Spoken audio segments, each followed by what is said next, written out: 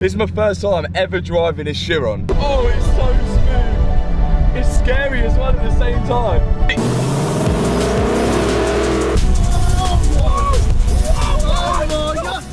Let me say something that's going to make half the comments section immediately angry. The Bugatti running to temperature is not the finish line everyone is treating it as. And look, I understand why people feel that way. An 8-liter W16 with 4 turbochargers in a written-off Chiron Pur Sport that Bugatti blacklisted and refused to support. Warming up cleanly in an independent workshop with fabricated radiators and a hand-built front chassis holding it all together. That's a genuinely remarkable thing to watch. The reaction makes complete sense on an emotional level, but emotion and reality are two different things.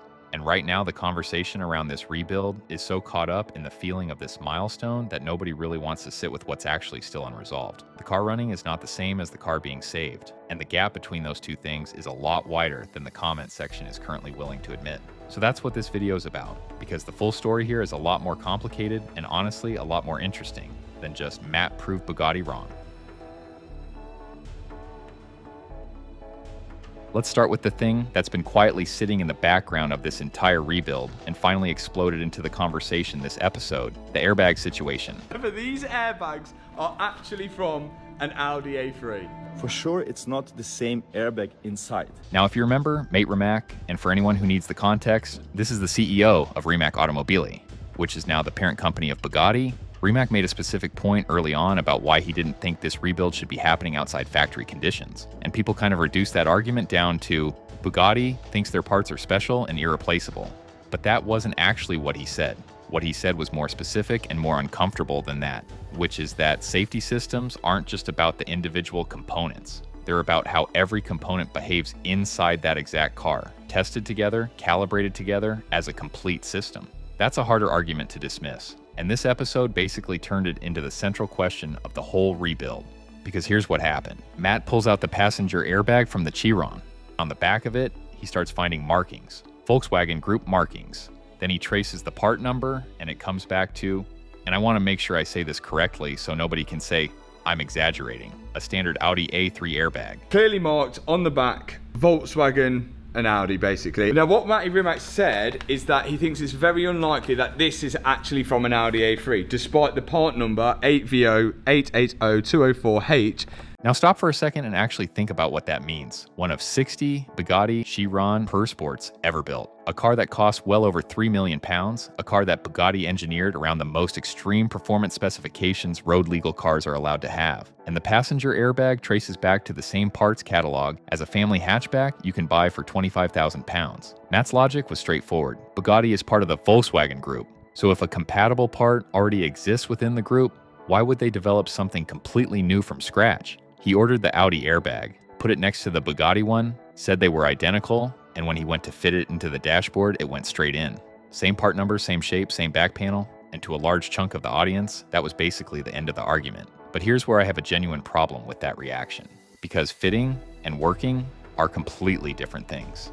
And this is where Rimac's original point actually becomes more relevant, not less. An airbag has one job. It has to deploy correctly, in the right direction, through the right part of the dashboard, at the right moment, in the right kind of crash, while communicating properly with every sensor and every other part of the safety system around it. That's what an airbag actually does. The fact that it physically slots into place doesn't tell you anything about any of that. The part number matching doesn't confirm it's been validated inside this specific car.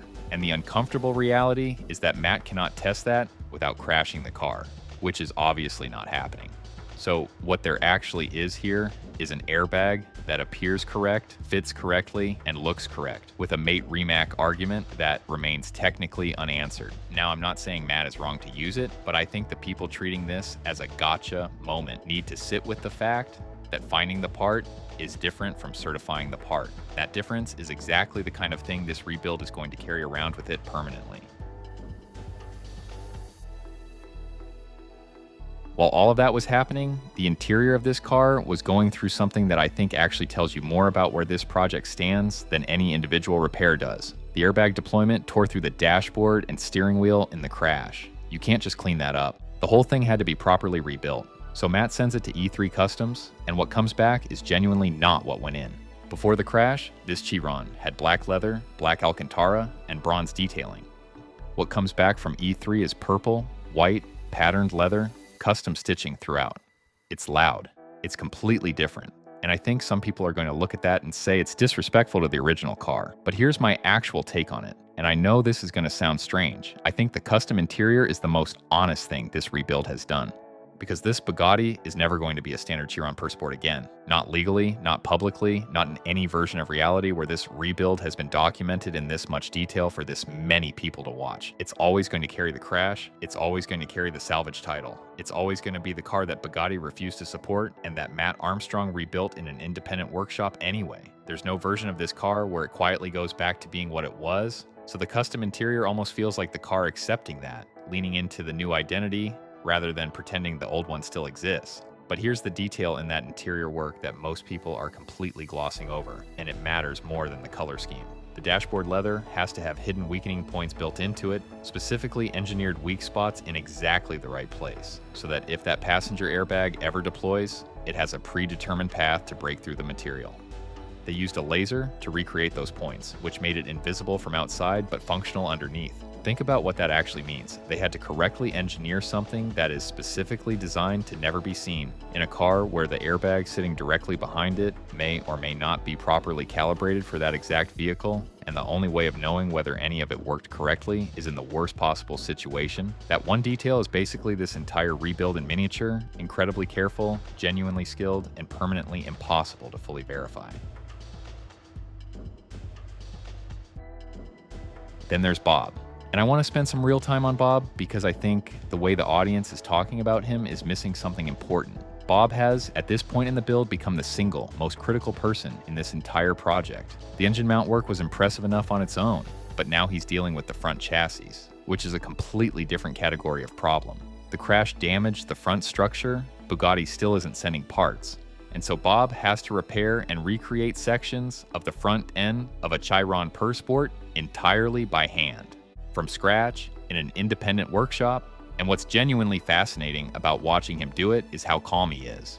To Bob, some of it looks familiar. He compares parts of it to other high-end cars he's worked on. He says certain sections are actually more straightforward than jobs he's done before. He cuts out the damaged material, sources the correct grade of aluminum, builds the sections back corner by corner, welds everything, and gradually brings it back to shape. By the end of it, Matt is standing there visibly impressed, and looking at it, it genuinely looks close to factory. But here's the tension I keep coming back to, and I can't let it go. The reason Bob has to fabricate parts for a Bugatti Chiron from scratch in an independent workshop is precisely what Bugatti would point to as evidence that this rebuild should never have happened this way. His work is what makes the whole project continue moving forward, and at the same time, his work is the exact thing that keeps the controversy permanently alive, because looking right and being certified are not the same thing. And Bugatti's concern was never simply that the car couldn't be physically repaired by someone outside the factory. The concern was that doing it outside factory conditions creates safety validation questions that don't have clean answers. Bob's fabrication is genuinely impressive. It does not make those questions disappear. Both of those things are true simultaneously, and I think that dual truth is what makes this rebuild so much more interesting. Now the radiators. And I know that doesn't sound like the most gripping part of this story, but stay with me because this is actually where the rebuild gets real in a way the first startup never did. The original radiators are damaged and replacements aren't available through normal channels, so Bob builds them from scratch. And this isn't like fixing one broken component. A cooling system for an 8-liter W16 with 4 turbochargers is an entire interconnected network that has to work together all at once under sustained heat. Quite famous there, the Chiron takes nearly 40 litres of coolant. There's no partial credit here. Eventually things start looking genuinely close. The front end is painted, the interior is going in, and for the first time, the car is actually starting to look like a Bugatti again rather than a workshop project. All that's left is the pressure test, and then they hear air escaping. Yeah, I can hear it. There's a leak in one of the radiator cores. Bob goes back in, finds it, sorts it, and finally the system is ready. 40 liters of coolant going into front radiators, side radiators, additional cooling circuits, and multiple pumps, all depending on each other. And here's why this moment carries more weight than people are giving it credit for. Starting an engine tells you things are working right now, in this moment. Running to temperature tells you something much more important, which is whether the whole system can sustain itself under the actual conditions this car was built to operate in. If it overheats, everything gets pulled backwards. But if it holds temperature and runs clean, then one question becomes unavoidable. Can it drive?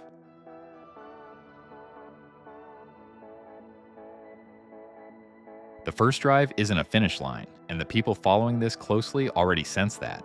It hasn't happened yet, but for the first time, it's starting to feel like a real possibility. Until this car moves under its own power, you can still look at it as an impressive garage exercise. A drive is different. That's where every individual repair has to function as one complete machine simultaneously. And even when it does happen, it still won't be the ending. A first drive is the beginning of a different kind of test, not the conclusion of this one. Trust gets built over time, over repeated use, over the car being pushed through the conditions it was designed for. That's still a long way ahead. Beyond the mechanical side, there's something else worth sitting with. This car is permanently famous in a very specific way. The crash, the salvage title, the factory refusal, the Aston Martin airbag, the fabricated radiators, Bob's chassis work, all of it documented publicly for millions to watch. That history doesn't go away. There's no future version of this car you can present as a clean Chiron Pur Sport. It will probably never hold traditional collector value, but it might end up being the most recognizable rebuilt hypercar ever put on camera. That's a different kind of legacy, and it's worth asking whether that's what Matt set out to create or just where the project ended up.